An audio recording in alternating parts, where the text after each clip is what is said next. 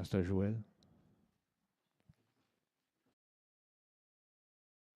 Merci Jésus. Oui, c'est vrai. Seul Jésus guérit complètement les cœurs brisés. Amen.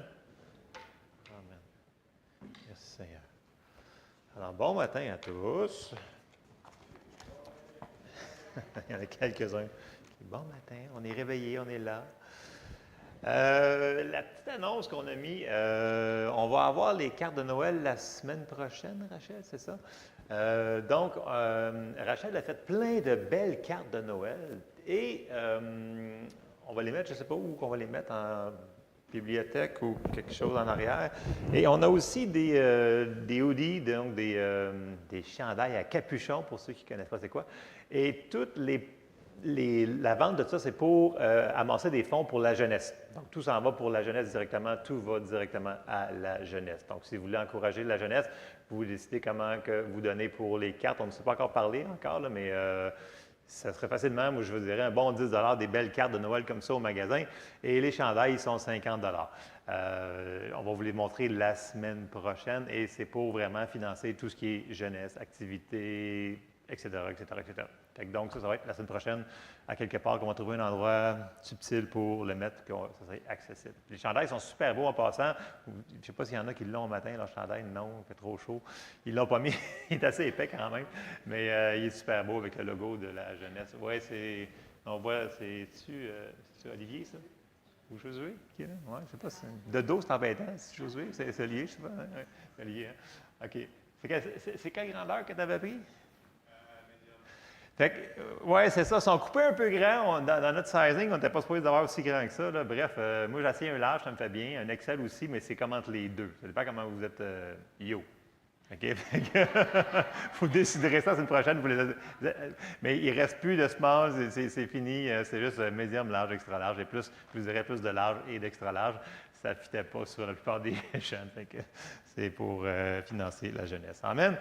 Amen. Donc, on va ouvrir en prière et on va embarquer dans le message de la parole de Dieu.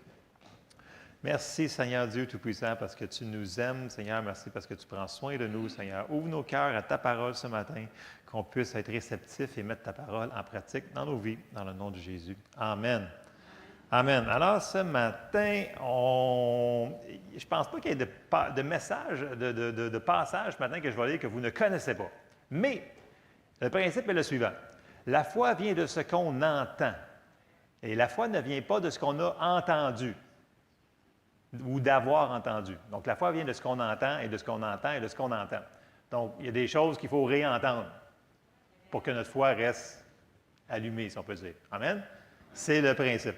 Donc, puis tout le monde ici qui a lu sa Bible sait qu'il y a Dieu le Père, Dieu le Fils, Dieu le Saint-Esprit. Tout le monde connaît ça. Mais ce matin, on va aller faire une petite emphase sur la personne, parce que les gens, ils ne réalisent pas des fois ils me disent la chose, la colombe. Non, le Saint-Esprit, c'est une personne. Et on va aller voir un petit peu ça ce matin, c'est là-dedans qui est l'emphase du message.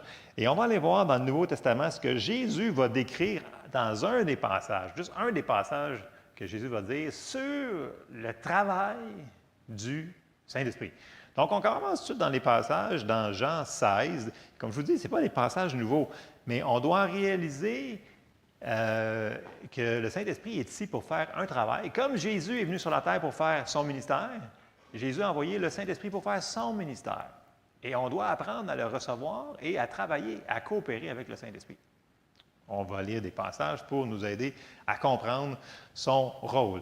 Donc, dans Jean 16, au verset 7, ça nous dit, « Cependant, je vous dis la vérité, il vous est avantageux que je m'en aille. » C'est sûr que les disciples, ils ne comprenaient pas, ils ne pouvaient pas comprendre ce qu'il venait de dire parce que c'était trop exubérant. Ça ne se pouvait pas que c'était avantageux que Jésus s'en aille. Mais il dit, « Car si je ne m'en vais pas, le Consolateur ne viendra pas vers vous. Mais si je m'en vais, je vous l'enverrai. Et quand il sera venu, il convaincra le monde en ce qui concerne le péché, la justice et le jugement. En ce qui concerne le péché, parce qu'il ne croit pas en moi. La justice, parce que je vais au Père et que vous ne me verrez plus. Le jugement, parce que le prince de ce monde est jugé. J'ai encore beaucoup de choses à vous dire, mais vous ne pouvez pas les porter maintenant. Ça va prendre, le verset suivant, Verset 13. Quand le Consolateur sera venu, l'Esprit de vérité, il vous conduira dans toute la vérité, car il ne parlera pas de lui-même, mais il dira tout ce qu'il aura entendu et il vous annoncera les choses à venir. Ça, c'est une brève description du travail, ministère, de tâches du Saint-Esprit, de la personne du Saint-Esprit. Verset 14, il dit, « Il me glorifiera », donc il est ici pour glorifier Jésus, « parce qu'il prendra de ce qui est à moi et vous l'annoncera. » Tout ce que le Père est à moi, c'est pourquoi j'ai dit qu'il prend de ce qui est à moi et qu'il vous l'annoncera. Donc, on voit très bien dans ces passages-là que, premièrement, on voit Dieu le Père, on voit Dieu le Fils, Jésus, et on voit le Saint-Esprit. Et les trois qui travaillent ensemble, mais ils ont chacun leur ministère et leur travail à faire. Et là, Jésus, il a lu ce passage-là juste quelques moments avant d'aller sur se faire battre, crucifier, etc. Donc, c'est juste avant. Puis là, il dit ça à ses disciples. Ses disciples, c'est comme, avantageux, on ne comprend pas, mais on va peut-être comprendre à un moment donné. Et c'est fait. Donc, si Jésus dit, c'est avantageux pour nous que le Saint-Esprit soit ici, c'est parce que c'est avantageux. Sinon, il n'aurait pas dit ça. OK? Donc, notre but, c'est de comprendre à travers les passages qu'on va voir ce matin, comment il fonctionne, le Saint-Esprit, cette personne-là? Qu'est-ce qu'on peut faire pour mieux travailler avec? Qu'est-ce qu'on peut faire pour aussi l'empêcher de travailler? Parce qu'il y a besoin de notre coopération. Parce qu'il faut qu'on reçoive son ministère. Comme si les gens ne recevaient pas le ministère de Jésus, ils ne pouvaient pas se forcer sur eux autres. C'est la même chose pour le Saint-Esprit. Et on va aller voir des caractéristiques. Bon, on va commencer par aller voir juste certaines caractéristiques de la personne du Saint-Esprit. Je le dis depuis tantôt, donc dans Jean 16, au verset 13, ça dit « Quand le Consolateur sera venu, l'Esprit de vérité ». Donc, c'est une personne. Ce n'est pas une chose, ce n'est pas une patente. Souvent, les gens me disent « Oui, mais il est venu comme une colombe. » Oui, mais il est limité dans ce qu'il peut faire au niveau de sa forme. Okay? Il n'est pas comme un humain, mais c'est quand même une personne. C'est le premier point à se dire dans la tête. Deuxième point, il a des émotions. Parce qu'on va aller voir dans le prochain passage qu'il peut être attristé. Comme Dieu le Père peut être attristé, qu'on a vu dans l'Ancien Testament, qu'il était content, des fois il était très fâché, parce que les gens faisaient des choses pas correctes. Donc, c'est la même chose. Je sais que c'est dur à comprendre. Dieu le Père, le Fils, ils sont un, mais ils sont trois, mais ils sont trois, mais ils sont un. On fait quoi? On lit des passages. C'est ça pour nous aider à comprendre le rôle que chacun a. Vous me suivez?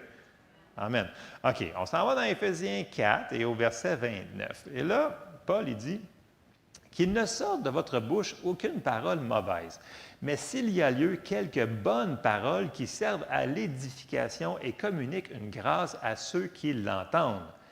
N'attristez pas le Saint-Esprit de Dieu, par lequel vous avez été scellés pour le jour de la rédemption. » Et là, il va nommer quelque chose qu'on peut faire ou ne pas faire pour attrister ou ne pas attrister. C'est quelques parmi tant d'autres. Là. Okay? On commence au verset 31. « Que toute amertume, toute animosité, toute colère, toute clameur, toute calomnie et toute espèce de méchanceté disparaissent du milieu de vous. Soyez bons les uns envers les autres, compatissants, vous pardonnant réciproquement comme Dieu vous a pardonné en Christ. » Donc, le Saint-Esprit, il ne sera pas attristé quand on marche dans l'amour. Mais quand on marche dans ces choses-là, le non-pardon et les choses qu'on a vues, l'amertume, ça l'attriste, le Saint-Esprit, parce qu'il est ici, il est tout le temps là. Okay? Et bien entendu, prochaine caractéristique qu'on va voir, vu qu'il est Dieu, il est amour.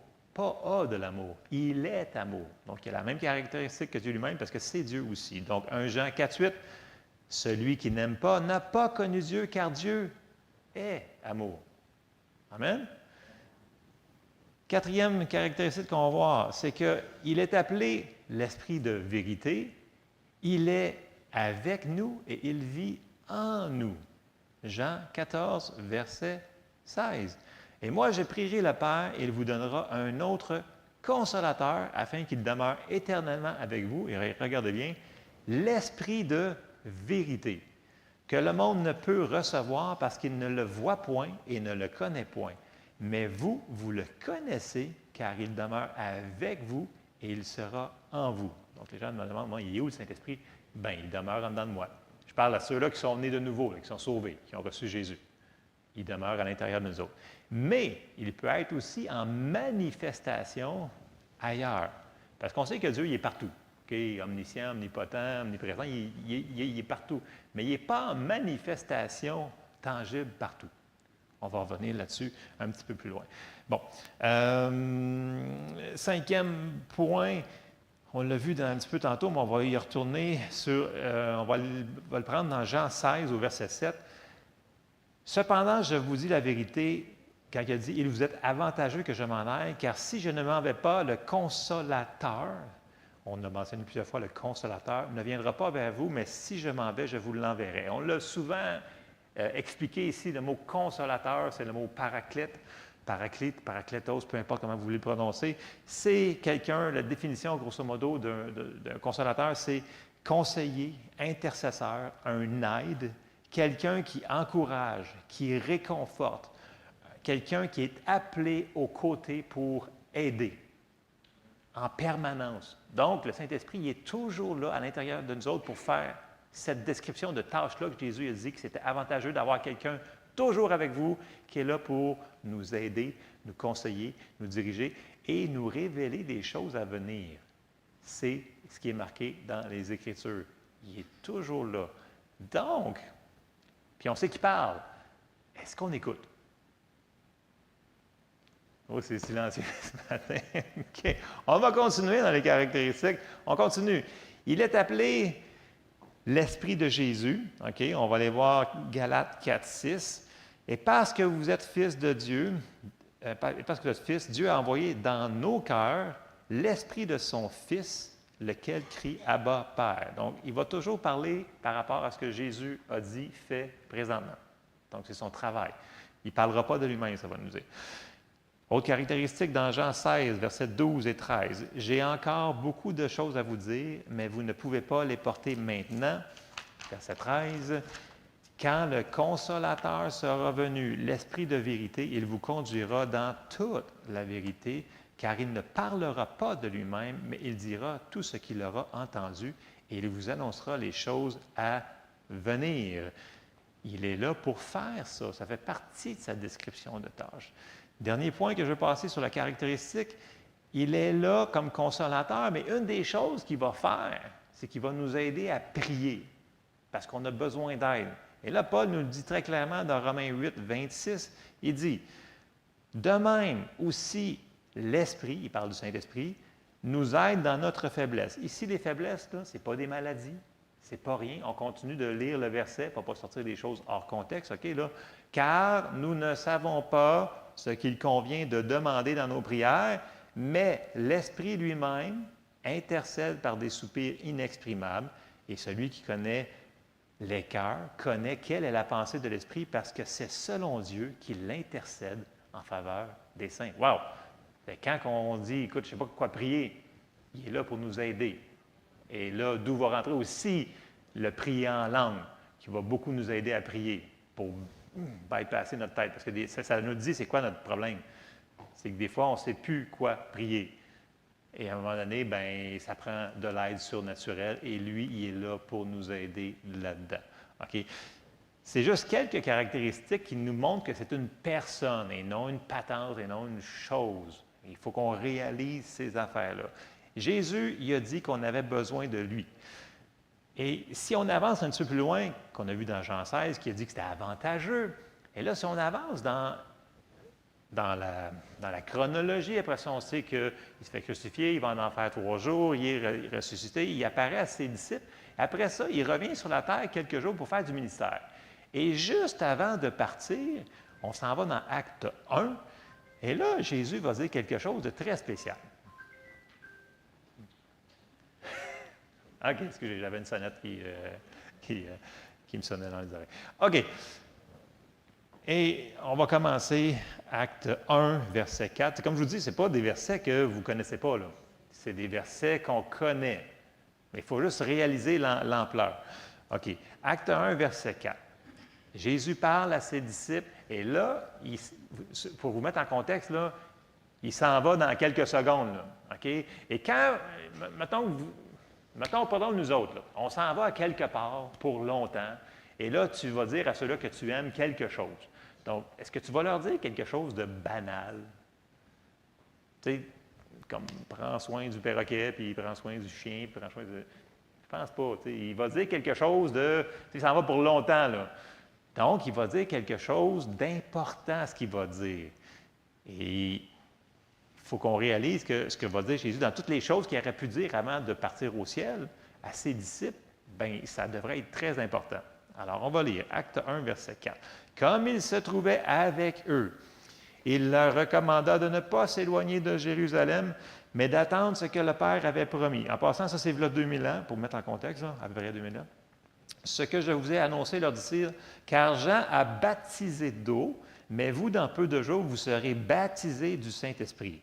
Alors les apôtres réunis lui demandèrent, Seigneur, est-ce en ce temps que tu rétabliras le royaume d'Israël? Ils ne comprenaient pas vraiment. Il répondit, ce n'est pas à vous de connaître les temps ou les moments que le Père a fixés de sa propre autorité, mais vous recevrez une puissance, le Saint-Esprit survenant sur vous, et vous serez mes témoins à Jérusalem, dans toute la Judée, dans la Samarie et jusqu'aux extrémités de la terre. Après avoir dit cela, il fut élevé pendant qu'il le regardait et une nuée le déroba à leurs yeux. Et là, on peut voir qu'il est parti, puis là, il y a deux hommes qui vont apparaître, des anges qui vont dire, bien, ce Jésus que vous avez vu apparaître là, bien, il va revenir de la même manière. OK, on suit là-dessus. Mais là, ce qu'il vient de dire, Jésus, il a dit, vous allez être baptisés du Saint-Esprit, mais ils sont déjà sauvés. OK? Pour vous mettre en contexte, ils sont déjà sauvés. Ils ont déjà le Saint-Esprit à l'intérieur d'eux autres. Mais là, il parle de d'autres choses. Il parle de baptiso. Donc, immersion complète dans le Saint-Esprit. Parce qu'ils sont sauvés. Là, les gens disent, ouais, mais quand est-ce qu'ils ont été sauvés? Bien, premièrement, il fallait que Jésus il aille à la croix, mette le sang, et il fallait qu'il revienne. C'est pour ça qu'il est revenu. Et quand il est revenu, on va aller le voir dans Jean 20, on va aller voir quand est-ce qu'ils sont nés de nouveau, les disciples. On s'en va dans Jean 20 et au verset 19. C'est important de comprendre la chronologie et parce que les gens disent « Ouais, mais le Saint-Esprit, il n'est pas en dedans de telle personne. » J'ai dit « Bien, s'il a accepté Jésus, il est né de nouveau. C'est fait. » Donc, il ne faut pas mélanger le baptiso d'être né de nouveau. Okay? C'est ça, juste une petite parenthèse à faire, c'est important. Jean 20, verset 19. Le soir de ce jour, donc on sait que là, les disciples ils ont peur. Jésus il est monté au ciel, mais là, il va réapparaître. Et là, il se cache dans la maison et on arrive à verset 19. Le soir de ce jour, qui était le premier de la semaine, les portes du lieu où se trouvaient les disciples étant fermées à cause de la crainte qu'ils avaient des Juifs. Jésus vint, se présenta au milieu d'eux et leur dit, « La paix soit avec vous. » Et quand il eut dit cela, il leur montra ses mains et son côté. Les disciples furent dans la joie en voyant le Seigneur. Jésus leur dit de nouveau, « La paix soit avec vous. Comme le Père m'a envoyé, moi aussi je vous envoie. » Et regardez bien 22. Après ces paroles, il souffla sur eux et leur dit, « Recevez le Saint-Esprit. » Et c'est là que le Saint-Esprit est rentré dans leur esprit. Et c'est là, boum, que leur esprit est né de nouveau. C'est là qu'ils ont été reconnectés avec Dieu le Père.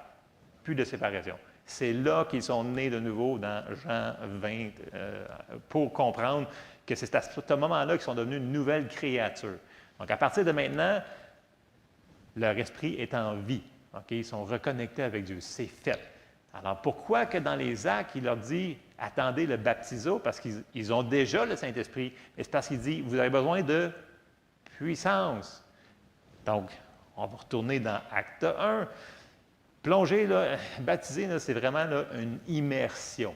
Okay? Si vous avez fait des conserves ou des choses comme ça, là, prenez un légume ou un fruit puis mettez-les dans quelque chose, là, ça c'est un baptiso. C'est vraiment être immergé au complet. Okay? Si vous prenez un concombre ou peu importe, vous mettez dans l'eau au complet, il est baptisé. C'est ça que ça veut dire. Je ne traite personne de concombre, là, mais je vais dire, c'est ça l'image. Donc, ce n'est pas une aspersion d'eau, c'est une immersion totale. C'est ça que ça veut dire baptiso ici. Vous me suivez? Simple, pas compliqué. Pensez à vos conserves, ceux qui font des conserves. Là. OK? C'est ça, le baptême. OK. Bon. On s'en va dans Acte 2, parce qu'on connaît ces versets-là, mais il faut comprendre qu'est-ce qui se passe là. Acte 2, verset 1. Le jour de la Pentecôte. Ça, en passant, c'est là 2000 ans. Donc, c'est déjà arrivé. OK? Ils étaient tous ensemble dans le même lieu. Tout à coup, il vint du ciel un bruit comme celui d'un vent impétueux et il remplit toute la maison où ils étaient assis. Des langues semblables à des langues de feu leur apparurent séparées les unes des autres et se posèrent sur chacun d'eux. Et ils furent tous remplis du Saint-Esprit et se mirent à parler en d'autres langues selon que l'Esprit leur donnait de s'exprimer. Donc, on peut voir que la première évidence du baptême du Saint-Esprit, c'est le parler en langue, le prier en langue. Et là, on voit aussi une autre chose en même temps.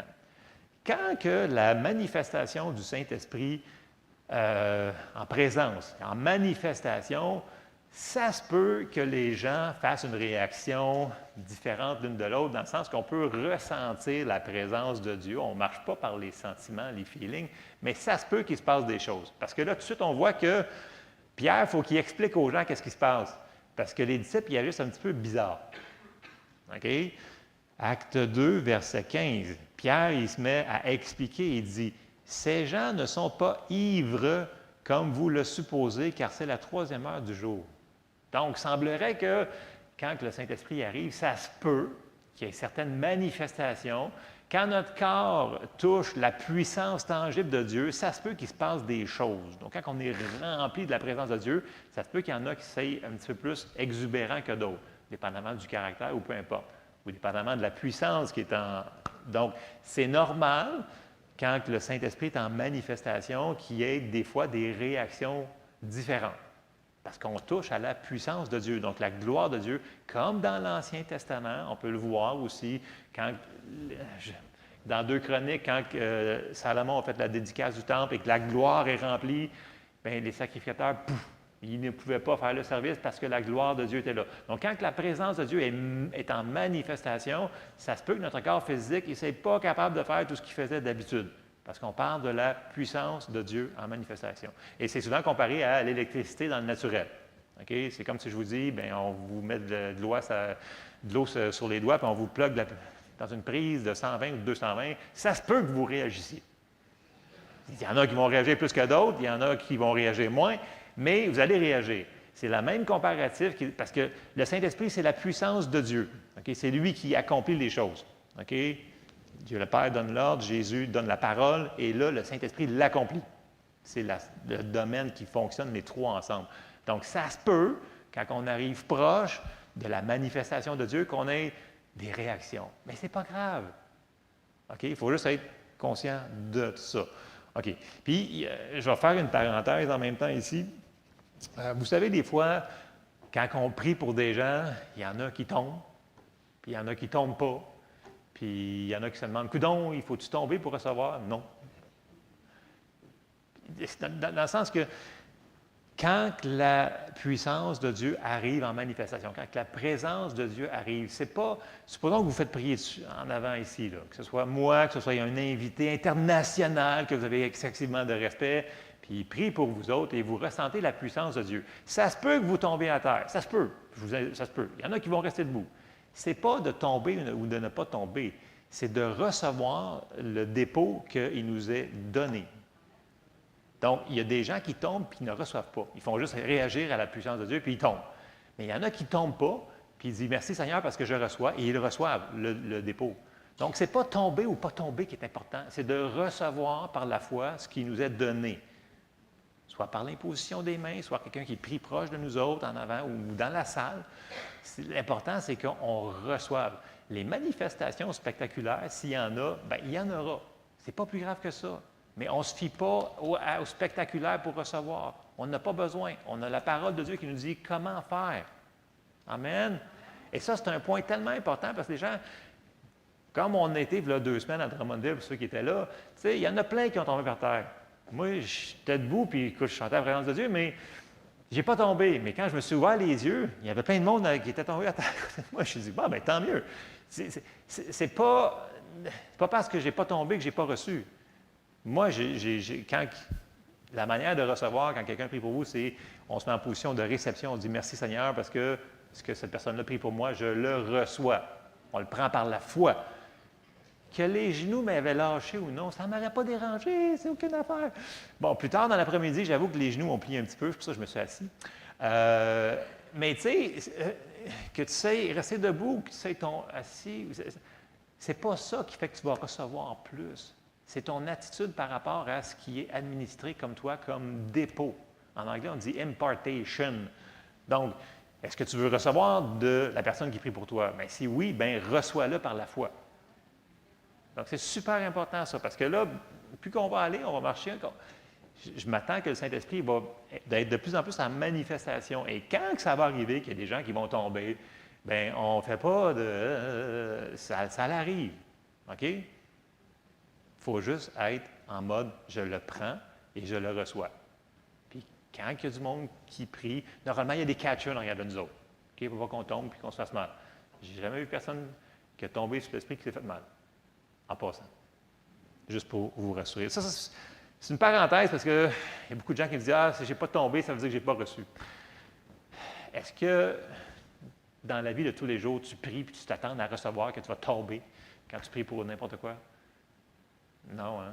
Pourquoi ce serait différent dans l'Église? Non. Tant mieux s'il y a la manifestation tangible de la présence de Dieu. Ça fait plein de choses. Quand il est là, il y a plein de dépôts qui arrivent dans notre cœur. Des fois, on fait juste réaliser quelques semaines plus tard ce qui a été déposé dans notre esprit. Mais ce n'est pas une affaire de sensation et de feeling. Amen? OK. Bon, on retourne à notre acte 2. Et là, on va retourner sur le baptiso que Jésus a dit, le baptême de l'Esprit. L'important pour recevoir le baptême de Saint-Esprit, je sais qu'il y en a plein ici qui disent « oui, peut-être, on ne sait pas, ou j'ai de la misère, j'ai de la difficulté ». Premièrement, la première chose, c'est de savoir que ce que dit l'Écriture, c'est qu'on peut l'avoir. C'est disponible pour nous autres. On ne peut pas avoir la foi puis croire en quelque chose si on ne sait pas si ça nous appartient. OK? Première chose pour recevoir le baptême de Saint-Esprit, c'est de le demander. On se va dans Luc 11, verset 10, qui nous dit « Car quiconque demande, reçoit. Celui qui cherche, trouve, et l'on ouvre à celui qui frappe. Quel est parmi vous le père qui donnera une pierre à son fils? S'il lui demande du pain ou s'il demande un poisson, lui donnera-t-il un serpent au lieu d'un poisson?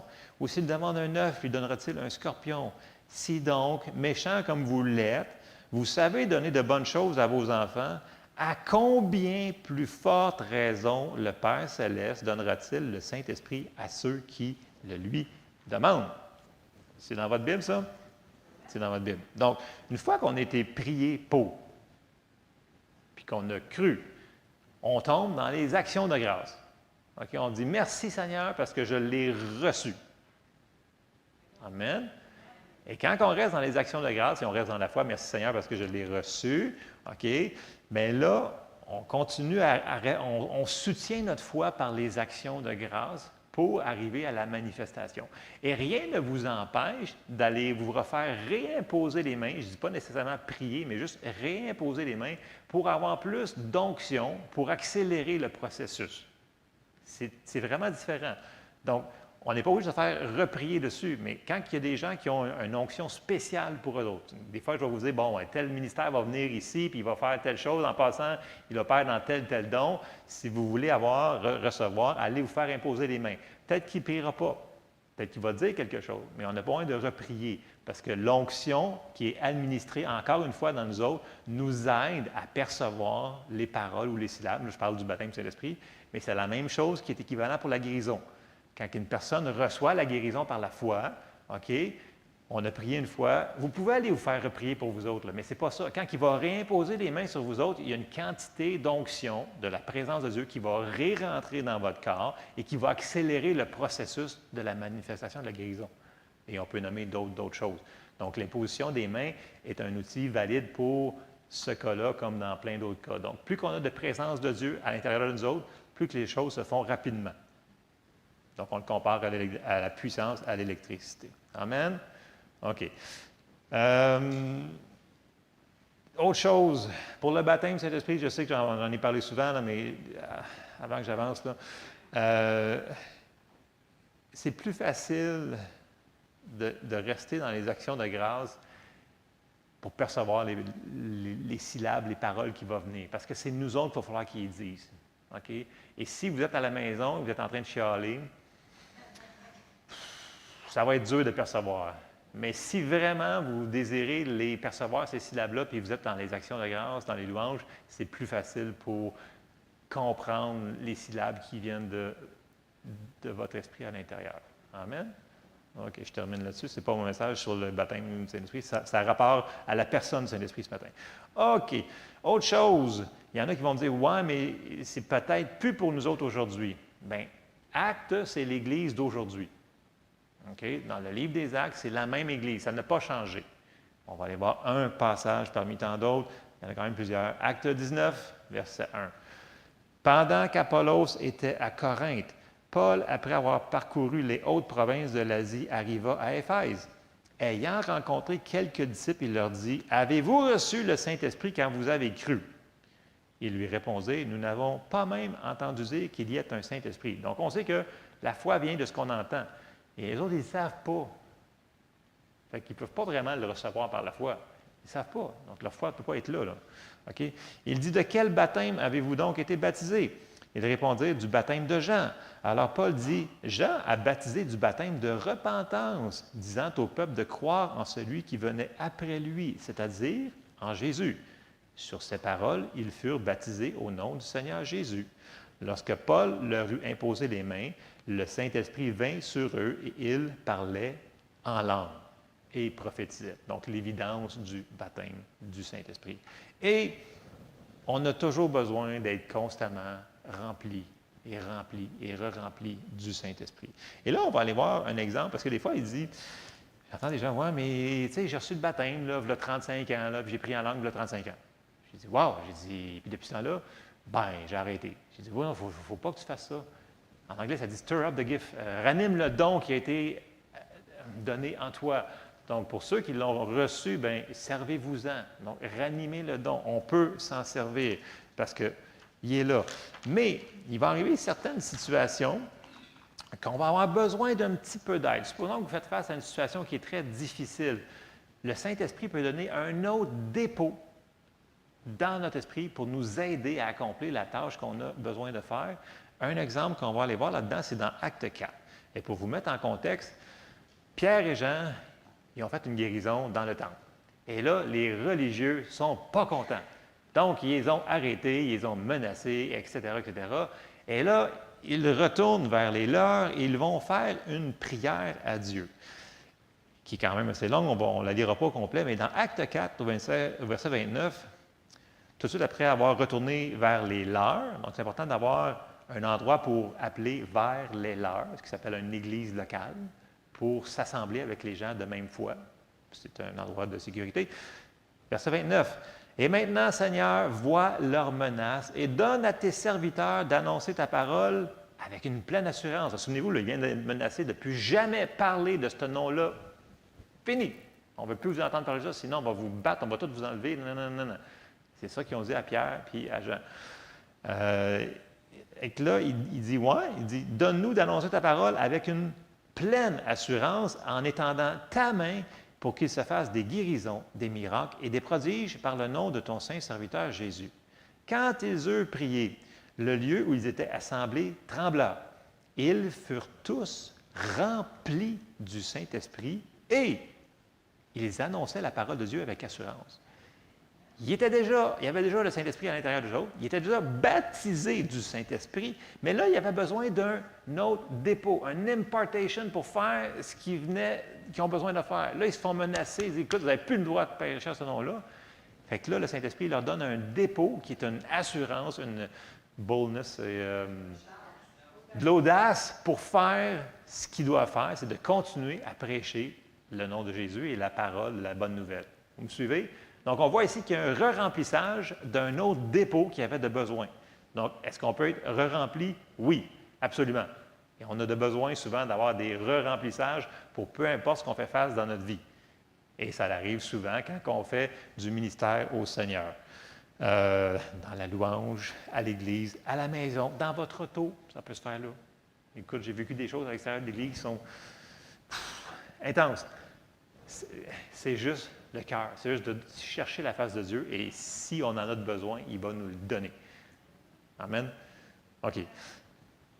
Autre chose, la Bible nous dit qu'on doit rester rempli de l'Esprit. OK? Éphésiens 5, verset 17. C'est pourquoi, je sais qu'il y a beaucoup de versets ce matin quand Pierre m'a regardé et dit, coudonc, t'as-tu 2 pages? Non, mais c'est une plage pleine. il y a un but à tout ça. Éphésiens 5, verset 17. Regardez en arrière, s'il vous plaît, je vais trop vite pour tourner les pages. C'est pourquoi ne soyez pas inconsidérés, mais comprenez quelle est la volonté du Seigneur. Ne vous enivrez pas de vin, c'est de la débauche. Soyez au contraire remplis de l'Esprit. D'autres traductions vont dire soyez continuellement remplis. En anglais, il y a une traduction qui dit keep being filled. Participe présent continuel. Donc, c'est being filled. Être toujours constamment rempli. OK. En faisant quoi? Et là, il nous donne quelques exemples. Entretenez-vous par des psaumes. Donc, on voit que les louanges, des hymnes, par des cantiques spirituels, chantant et célébrant de tout votre cœur les louanges du Seigneur. Rendez continuellement grâce pour toutes choses à Dieu le Père au nom de notre Seigneur Jésus-Christ. Les actions de grâce, on n'a pas besoin d'être à l'Église pour faire ça. C'est toute la semaine. Tu ne peux pas faire ça juste le dimanche matin. Tu fais ça le lundi matin, en te rendant au travail, dans ton auto, dans la douche, avant de te préparer, en pelletant sur l'heure du midi, peu importe ce que... Il faut rendre des actions de grâce, rester dans cette attitude-là de reconnaissance et on reste rempli de l'Esprit. Amen? Et quand on est rempli de l'Esprit, bien, comme je vous disais tantôt, c'est plus facile de percevoir, oui, les syllabes, mais quand on est baptisé, de percevoir les directions que le Seigneur nous parle depuis peut-être un bout de temps, mais qu'on n'a pas perçues. Et un des endroits qu'on va aller voir, j'ai quasiment fini, on n'est pas si longtemps que ça, mais c'est important ce qu'on voit ce matin-là. On va se souvenir que dans l'église d'Antioche, Paul était là, dans une église locale, puis il est en train de grandir là. Mais là, on va voir quelque chose que le Saint-Esprit va les diriger à faire pour son ministère. On s'en va dans Acte 13 et au verset 1. Il y avait dans l'église d'Antioche des prophètes et des docteurs. Barnabas, Siméon, appelé Niger, Lucius de Cyrène, Manahen, qui avait été élevé avec Hérode le tétrarque, et Saul. Pendant qu'ils servaient le Seigneur dans leur ministère et qu'ils jeûnaient, j'arrête ici, servir le Seigneur. C'est quoi ça, servir le Seigneur dans leur ministère? Bien, il était dans la louange, dans la prière, dans l'adoration, il était là, dans cette atmosphère-là. Et quand on prend le temps d'écouter et être dans sa présence, vous savez, c'est correct quand on est pressé d'arriver et de dire « Seigneur, voici ma prière, nanana, puis on s'en va. » Mais si on veut en avoir plus, là, si on veut, exemple, vous avez une nouvelle personne que vous voulez connaître, OK? Ça serait-tu intéressant de passer du temps avec pour apprendre à la connaître? Je pense que oui. Sinon, mais c'est la même chose dans un couple. Vous êtes mariés, puis vous ne passez jamais de temps avec votre conjoint ou conjoint. Pas sûr que le couple va bien aller, moi. Parce qu'il faut passer du temps ensemble. Et c'est la même chose avec le Seigneur. Il n'y a pas eu 0 amen. Ça veut dire qu'il y a peut-être besoin qu'il y a des couples qui ont peut-être besoin d'aide ici. Là, parce que là, ça ne marche pas. Là. Il faut passer du temps en communion ensemble. C'est super important. Bon, prenez-les dans le naturel, là, mais c'est vraiment... C'est la base, de passer du temps ensemble, c'est important. Mais c'est la même chose avec nous pour le Seigneur. Comment voulez-vous le connaître si vous ne passez pas de temps avec? La première manière qu'on va le connaître, c'est par sa parole. Et après ça, c'est par l'Esprit. Donc, il va falloir passer du temps en prière, dans la louange, dans l'adoration, passer du temps avec. Et quand on arrête de parler des fois, bien, on peut peut-être comprendre quelque chose.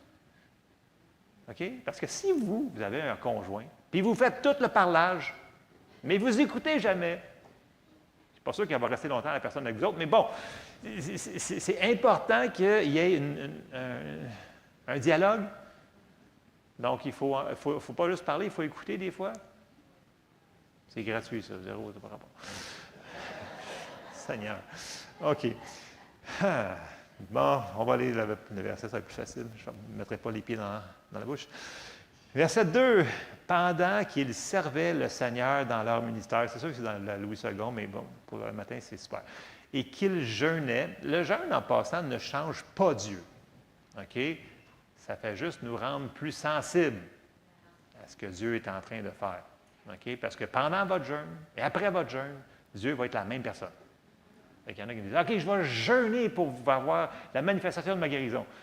J'ai dit, Dieu, il va être le même avant ton jeûne, pendant ton jeûne, puis après ton jeûne. Fait que tu as peut-être perdu du poids, mais tu n'as pas changé la situation. Sauf si tu jeûnes pour percevoir quelque chose. Le but, c'est de mettre notre chair en dessous. Non, tu ne mangeras pas ton gros dessert après-midi. Ça peut être un dessert, un jeûne partiel, peu importe c'est quoi le jeûne. Mais le jeûne, c'est de mettre la chair, c'est de crucifier la chair. C'est le but du vrai jeûne. OK? Ce n'est pas de faire changer l'idée à Dieu. Dieu ne change pas d'idée parce qu'on jeûne. Bon, ça, c'est un autre sujet, ça ne rentre pas bien matin. Mais bon, c'est quand même ce que dit la Bible. Et là, pendant qu'il jeûnait, le Saint-Esprit dit. Donc, on dit que le Saint-Esprit parle. Donc, le Saint-Esprit dit. OK? Mettez-moi à part Barnabas et Saul pour l'œuvre à laquelle je les ai appelés. Il semble qu'il y a beaucoup de choses qui est en charge, le Saint-Esprit, sur la terre. C'est lui qui est en charge de tous les dons. Donc, les deux types de dons. Les dons qu'on a vus la semaine passée, les dons d'Oma, qui sont les 5 ministères qu'on peut dire. Donc, on a parlé d'apôtre, prophète, docteur, évangéliste, pasteur. Et les 9 dons du Saint-Esprit, qui sont les paroles de connaissance, paroles de sagesse, etc., etc., c'est le Saint-Esprit qui est en charge de ça aussi. Donc, c'est lui qui gère ça. Il les donne à qui il veut, selon sa volonté. Et c'est lui on ne peut pas décider d'opérer dans une parole de connaissance. C'est Dieu qui le donne à la personne. Okay? C'est lui qui est en charge de ça. Et le but de tout ça, encore là, si on lirait dans 1 Corinthiens 12, ce serait pour l'édification de l'Église. Encore là, c'est tout le Saint-Esprit qui est en charge de ça. Bon. Là, il leur dit qu'ils ont une œuvre à faire, ils sont appelés à faire ça. Et là, ils retournent encore dans la prière. Verset 3. Alors, après avoir jeûné et prié, on pourrait dire, après avoir rejeûné et reprié, ils leur imposèrent les mains pour être sûrs et ils les laissèrent partir. Barnabas et Saul, envoyés par le Saint-Esprit. Est-ce que c'est Jésus qui les envoie? Oui, mais c'est le Saint-Esprit qui fait l'exécution. Okay? C'est son travail. Descendirent à Séleucie et de là, ils s'embarquèrent pour l'île de Chypre. Et on voit que le Saint-Esprit, à partir de là, on voit qu'il va les diriger avec précision. Il va leur dire, non, va pas là, puis je t'empêche d'aller dans l'Asie mineure, je ne me souviens plus exactement, puis je t'empêche d'aller là, mais OK, tu peux aller là. Donc, c'est lui qui nous conduit dans notre ministère qu'on a à faire. Donc, il faut être sensible à sa voix. Et rapidement, avant qu'on termine, on sait que le Saint-Esprit parle. Et dans les mercredis soirs, groupe B, on le sait, j'espère que si vous ne savez pas, bien là, il y a un gros problème, parce que ça fait quand même 2 mois qu'on est sur le livre conduit par l'Esprit de Dieu. Les 3 manières, rapidement, que le Saint-Esprit parle, qu'on peut le comprendre. Premièrement, le témoin intérieur. OK?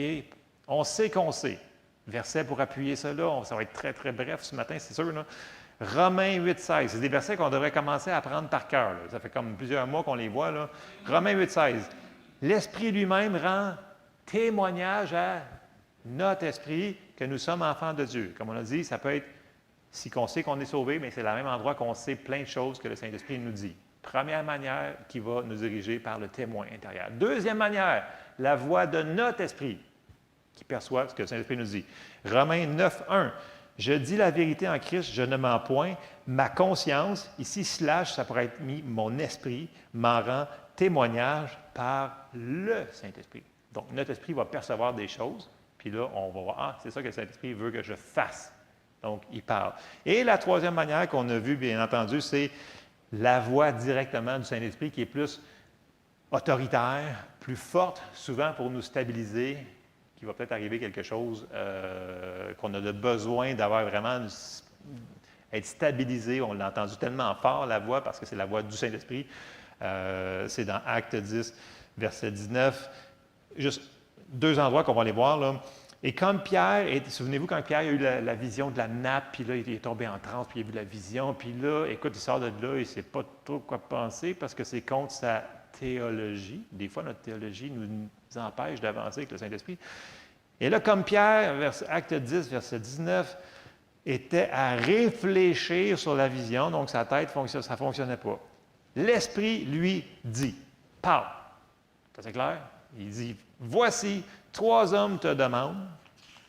Il va même lui dire, lève-toi, descends et pars avec eux sans hésiter, car c'est moi qui les ai envoyés. Saint-Esprit dit, flac, c'est ça qu'il faut que tu fasses.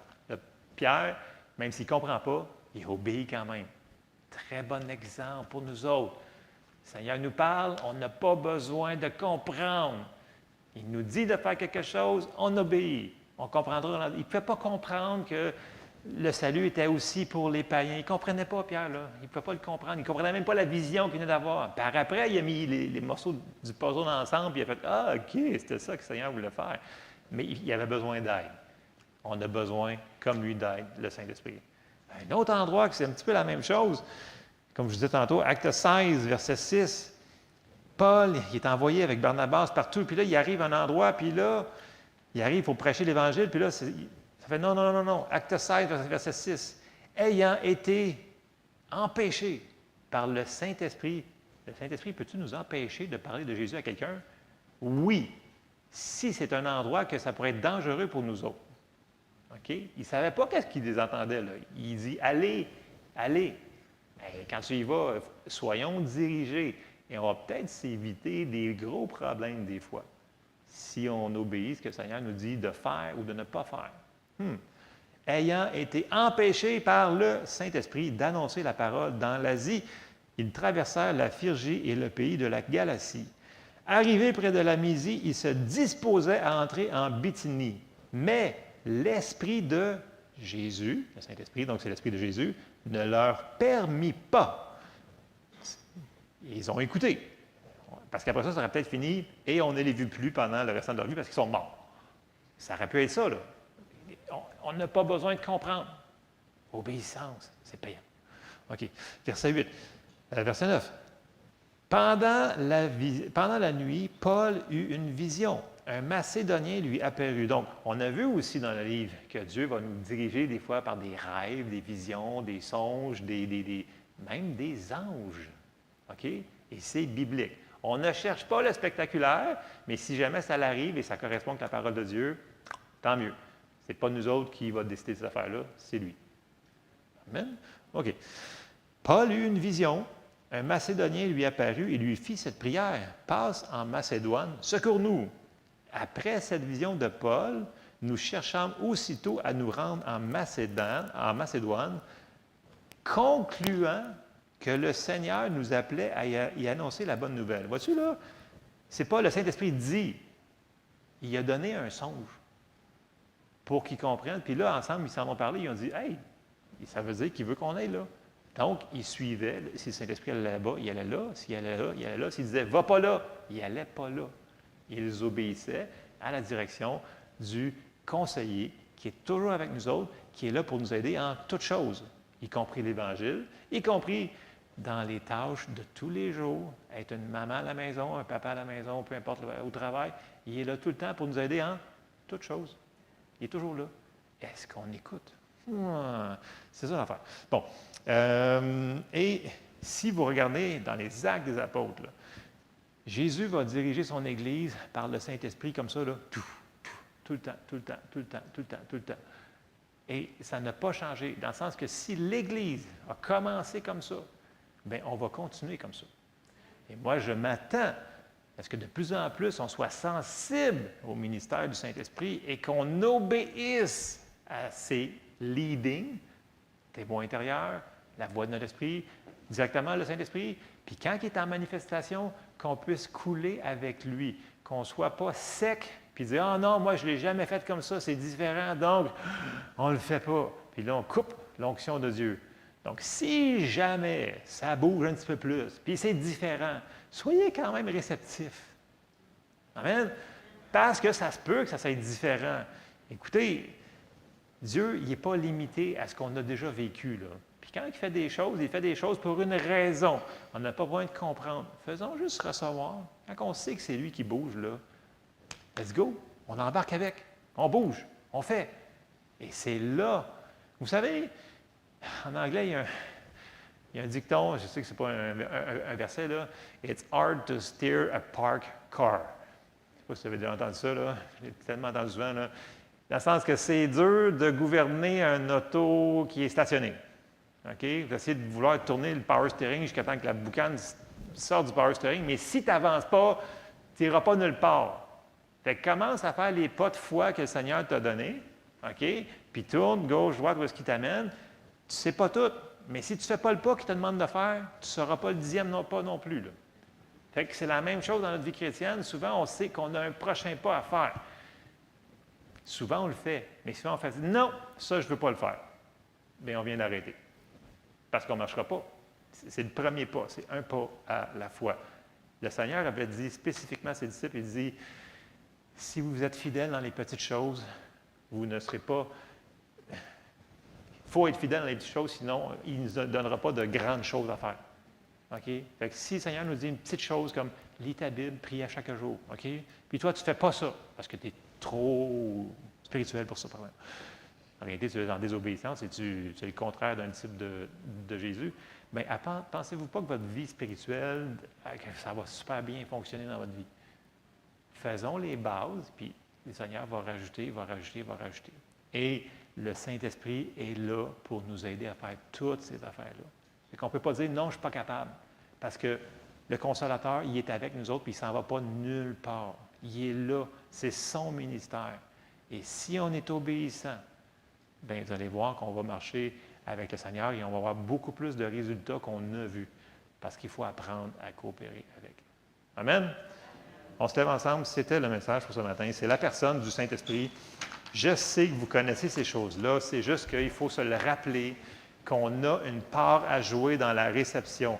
Dieu ne peut pas nous obliger de faire certaines choses. Il a besoin de notre coopération. Amen? Amen. Seigneur, on te remercie, Seigneur, pour ton merveilleux Saint-Esprit qui est avec nous autres à chaque jour, à chaque heure de la journée, qui nous aide en toutes choses. Aide-nous, Seigneur, à être sensibles à la voix de ton Esprit et aide-nous, Seigneur, à être tendres et à développer cette relation d'obéissance, Seigneur, à ce que tu nous dis dans chacune des choses de notre vie, grandes et petites. On te demande ton aide, Seigneur. Merci parce que tu es là. Merci pour ta patience et ta bonté. Dans le nom de Jésus. Amen. Soyez bénis.